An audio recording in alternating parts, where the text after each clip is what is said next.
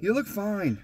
You don't need makeup. Stop. You're beautiful, just the way you are. Look at the camera. Are we live? Yeah. And you're singing to me? Oops. That's lovely. Okay, go ahead. Good morning, everybody. We thought we would do a live video this morning and talk about the solar eclipse that's coming up next Monday. So we're less than a week away, and we've got a ton of friends and family that are coming to hang out at our place, camp out, hang out for the eclipse. Now, we're not right dead smack in the center, but we're... I thought we were. Well, they're talking about making some slight adjustments. It's definitely going to be... We're like maybe 30 minutes from dead center. Yeah, so it's going to be dark. It's going to be like dark, but with a nightlight on. Not totally dark. Hi, Danny. Hi, Kelly. Welcome. So Brian wants to know where the Stevie Wonder glasses. Hey, I do not leave home without my Stevie Wonder glasses. Brian, I'm completely against them. Hey, Brian, are you coming up? Yeah, so that was the thing, is we've got a bunch of people that are talking about, hey, do you have room? Could we come up? And we thought we would just put it out there. If you want to come and hang out, we've got 6.5 acres. Come on up, hang out. It's going to be a raging party. I think it'll be a lot of fun. And we finally have water. We finally have our well drilled. Yeah, so we can offer you power and water. And that's it. Brian said to stop arguing with me about the sunglasses. Why? The sunglasses are fantastic. Oh, wait. What was that other comment? Dang it. Where'd it go? If I just push the button right here, it brings up all. Oh, cool. Okay. Live. Shout out from... Oh, awesome. It's fantastic. We just went to an air show a couple weeks ago and took the kids, and it was, I mean, we had the time of our lives. That was impressive.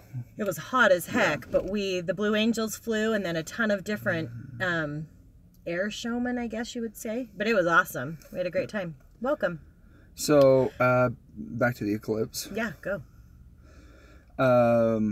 So we want to just extend an invitation to everybody to, hey, send us an email, essentialhomesteading@gmail.com, and let us know that you're coming.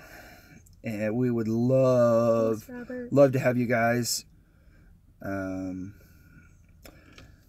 out, hang out. Yeah, that's Brian's talking about the cell amplifier. We don't have great cell service on our property. Now, if we drive down the road, 15 minutes, we can get good cell service. Yeah. But yeah, Brian, we're not doing this live feed from home. This would not be this great. No, this of is a stream from home. This is really, really nice. But we did get a cell phone amplifier. Have you put up that video? No, I haven't put that video up So yet. we did put up a cell phone amplifier, cell booster, and it works. It's working. It's not fantastic. We have to stand in like one place in the house to make calls. Yeah, you got to hop on one foot, rub your hand on your head. But we're lucky to even have anything. Most people around us have got nothing. Zilch. So I think the... Oh, shoot, Danny. We'd love to have you. Aren't you in California?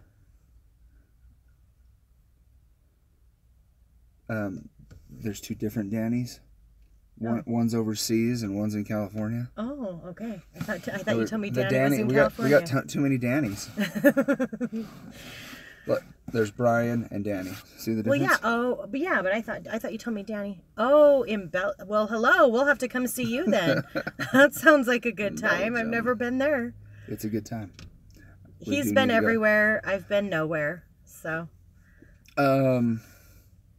So with the cell phone, for those that want to come and hang out, having cell service is going to be a little tricky. But power and water, and come hang out, camp out. There's going to be, I think right now, if we counted up everybody that's coming, Probably close to 20 people. As of now. As of right now. Thank you, D. Cummings. Welcome. We're talking about the eclipse. If you're late joining in, if you want to come hang out at our property, we are right in the path for the full eclipse. And well, we're right on the side. We've got to look it up because we're hearing both. So yeah. Anyway, we would love to hear from anybody else that's in the path too. We know it goes completely across the country. So Danny wants to know where you've been in. Danny, I was in Brussels and spent the day there. And see, he's in Belgium. It's close. Oh, so you haven't been to? Not right there. Belgium. Well, Brian wants to know if I'm a concrete contractor. Yeah, I'm also a framing contractor, an earthwork contractor, a log home contractor. He does it all. So I'm just a general contractor, and I have an amazing group of guys, and we do whatever, wherever, whenever, and it keeps it interesting, and it keeps us really busy. So we would love to hear some feedback about others that are getting together and doing parties for the solar eclipse, or we've just found that where we're close to Yellowstone National Park, we've got a lot of people that are passing through, and they're finding it really hard to find hotels or places to stay. And so being able to offer at least a place to camp out, we've got a ton of people that want to come and hang out. So if you're interested, please send us an email, let us know, and then we can kind of plan accordingly. I also know that a lot of you have been interested in what's going on at our place. And just so you know, obviously Josh is having to run crews and work all day. So when we do anything on our property, it's in the evenings or on a weekend here and there, even if they're not working. So, and I mean, he and his guys have a good time, and they all laugh and joke and have a great time. But if we're at home working, it's usually late at night, like in the tent video. I don't know if you saw that, but we were putting up a tent late at night. In the dark. Yeah. Yeah, probably not the best time to put that up, but sometimes the need or finding time to get together and do those kind of stuff, it's doing it at night is when we've got time. And we're moving forward. We've got the footings dug for the house. And yeah, that's kind of is working on building footings and getting things put together so we can pour the footings. That's kind of the next step. But we've been really busy with other projects. There's so many other folks that are building cabins or doing things. So I think work's keeping him busy, but then our other focus is just getting set up for winter, where we're going to have to live for the winter. And setting up tents for extra space and company coming. There's a few things that keep getting thrown in the mix. Life, whether it's getting kids to activities or we've got kids that are working this summer and trying to get them to work and get things put together. Robert said the tent was great. Thank you, Robert. Thanks, Robert. Kelly just asked, what kind of house are we building? We're gonna do a conventional stick frame house. We really like a kind of a ranch style with porches around it, and we'll end up with probably a board and batten siding, with a tin or metal roof. That's kind of what we're. Kelly, there's a video. Which one was it? It's the building permits and plans. Yeah. Plans and permits. Look at that video, and you'll be able to see the plans, and it's a really pretty home. And what we're planning to do is we're just doing it dollar by dollar. We don't want to have a mortgage and owe anybody anything, so it's going to take us a few years, but maybe three or five, whatever. But we feel like that's the best way for us to do it. Yeah. But it would be fun to have those that are available or around to come hang out, check it out, spend some time with us. I think it's going to be real fun to get people together and shoot some video, answer some questions. It would be a ton of fun. Yeah, Josh is on the vine. Somebody just mentioned the metal roof being a good idea with our environment, and it really is with the wildfires and stuff. Josh is on the volunteer fire department, and so it's real where we live with all the trees around us. It's real and scary. And this year being, we had such a wet winter, and the grass has grown so much. Everything is really grown up, and now it's getting hot and things are drying, and there's so much fuel. We're really concerned with fire danger. The other is with the eclipse coming up, is we've been looking at a lot of scenarios with the influx of people into the area, and traffic jams and car accidents and those types of things that might be a real problem. So if you're coming our direction, I would tell you to come early and stay late to avoid a lot of the traffic and those types of problems that they're saying that Idaho's going to have an additional 500,000 people visit this coming weekend. So it is going to be a big deal. But there are definitely ways into our place that make it doable. Yeah. But when I look at some of the road construction projects that are going on around, definitely leave early, plan on extra time, and keep your cars fueled up and extra food and water in the car. Because I got stuck in traffic, what's it been, a week ago? It took an extra hour and a half, and I thought, man, if I hadn't have just filled up, or if I didn't have a fuel tank in the truck where I could add fuel, there might be people out here that are going to run out of fuel before they could get through this traffic. So they are literally, I think they are literally worried about it. They have emergency plans, and everybody's on call this weekend to. Yeah, everybody's on call, and EMS, fire, state police, sheriff's department, they're not letting anybody take the time off. And there's there's a really cool mountain by us called Sawtell.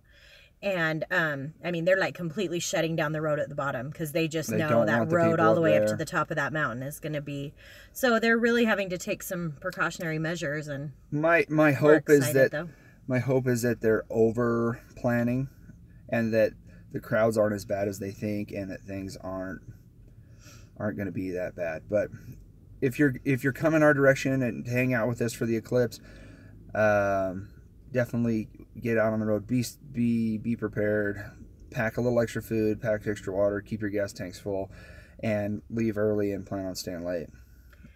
And it would be fun to have you. I know a lot of people are looking for places to stay. And I think like Motel 6 in Rexburg is getting like $800 a night, a room. So anyway, if you want to join us, and you're welcome to bring tents or trailers. Bring your RV, bring your camper, bring your tent.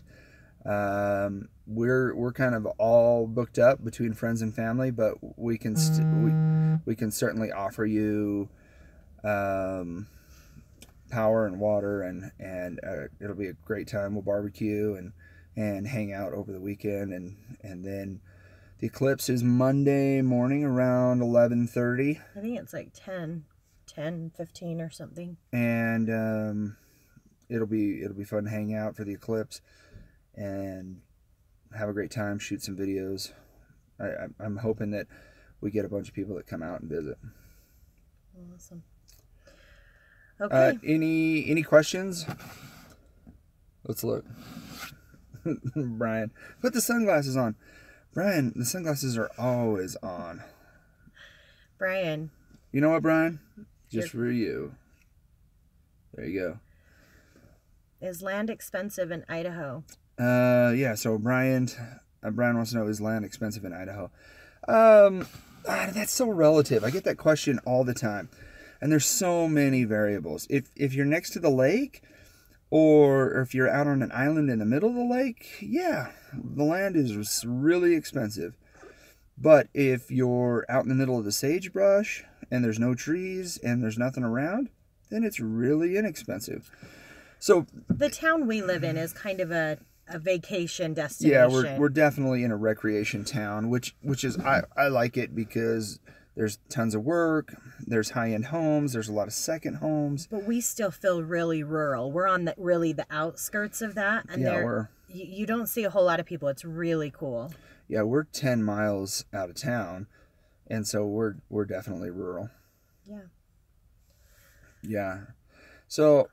Oh, yes, Brian, he does always contradict me. Yeah, Brian asked if he always contradicts me. And it is a constant. It's like, it's a game with him to not agree with me. I love you.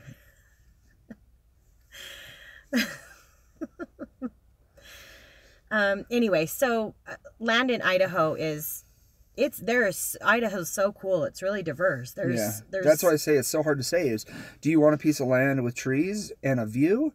Do you want acreage for planting or animals? Do you want amenities like winter access, power, those types of things?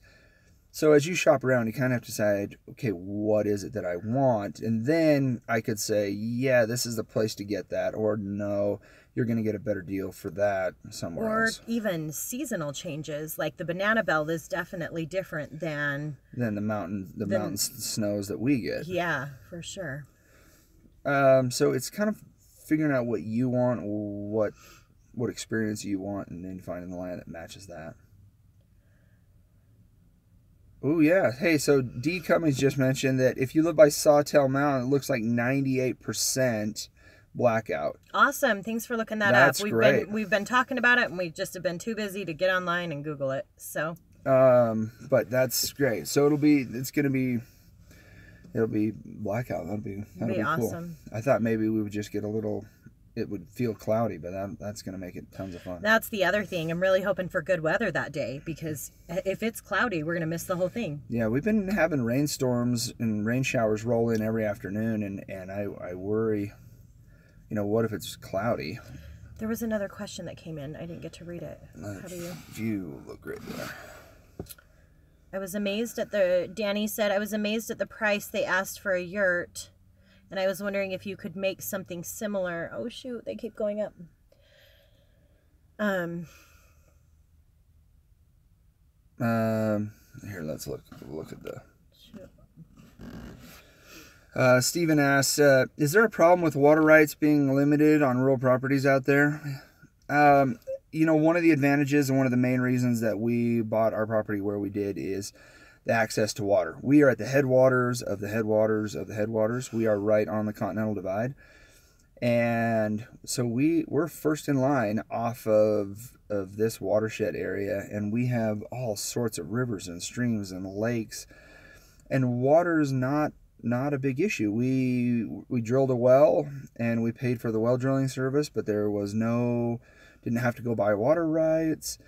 And we've got access to fantastic drinking water, not to mention we're surrounded by all sorts of water. And where our winter is 7, 8, 9 months long, and we're buried in snow and water, water's just not an issue for us where we're at. We drilled the new well. It was 240 feet, and I've got a video that I've Josh mostly does all the shooting and editing and all that, but I've been working on one that is going to be on the well and a little bit more on the septic. But the well is 240, and we hit water at 100. But where we live, they make us case past that first aquifer. Yeah, so there's... Which they say is a bummer, because all the old locals say that is the best water you've ever tasted. Yeah, you used to drill down to about 100 feet and hit this aquifer that had some of the most fantastic water in it. But now they make you drill past that, and you have to drill a 10-inch hole and then put in a 6-inch casing and then seal around the outside of that casing with bentonite, so that no contaminants or anything. Yeah. So, but there's a few wells in the area that are the old wells that go into that first aquifer, and that water is night and day better. But even our water is phenomenal, and it is ice. I mean, ice cold. You can't wash your hair under the spigot outside. It is freezing cold. And Robert, just to kind of give you an idea, because of where we live, they definitely have some more restrictions than others. But it's how much did you think it ended up being? The total well. Uh-huh. We're into with pump and everything. Yeah, but we upgraded to a 2-horse motor because we want to supply house and barn and outbuildings, and we drilled 240 feet, and we've got the variable speed pump, which was an upgrade. So, but we're into it. $18,000, maybe $19,000. Somebody asked if that's the Bonneville Aquifer. Do you know? That's great. That's really a great good question. We should look that up. Yeah. I'm sure it's on our well report. I don't think it's the Bonneville Aquifer. That's further south. My understanding that this is something different. Well, I'm excited. You're all invited to the Eclipse party, and send us an email. Let us know you're coming. And I guess Brian's got a question on the well. Yes, the 18,000 or 19,000 is all in everything: electric, power, drill, earthwork for the trenching, to run water lines and power, Didn't you pumps do the and everything. You did the trenching though. Yeah. So. But on the You dug the trench. Yeah, we dug the trench, but I was thinking on the original bid, it said that would all be, so there maybe it'll end up being a little bit less than 19. We're going to be somewhere between $18,000 and $19,000. Well, go get the kid up. So. Okay, well, again, you're all invited to the Eclipse party, and we'll look forward to seeing those emails as far as who's going to be there, and can't wait to see you guys. Anything else? No. Send us an email, and we'll try to get some video and pictures of this weekend and share that with you guys as well. Yeah, we'll kind of keep you Thanks, informed as we go along, and stick around. Oh, Robert, you used to live in Idaho, huh? Where at?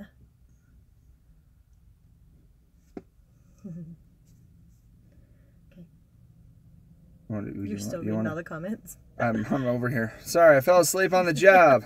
I was reading the comments. They're just blankly staring into the camera. Hey, why don't you hit the finish button over there? Okay. Oh, and Mountain Home. Oh, I've been to Mountain Home. Beautiful. Very pretty place. So yeah. You definitely don't get as harsh of winters as what we're going to be facing, but oh my gosh, that would be dreamy. Yeah. Well, if you ever come back to visit this way, you're welcome to stop in.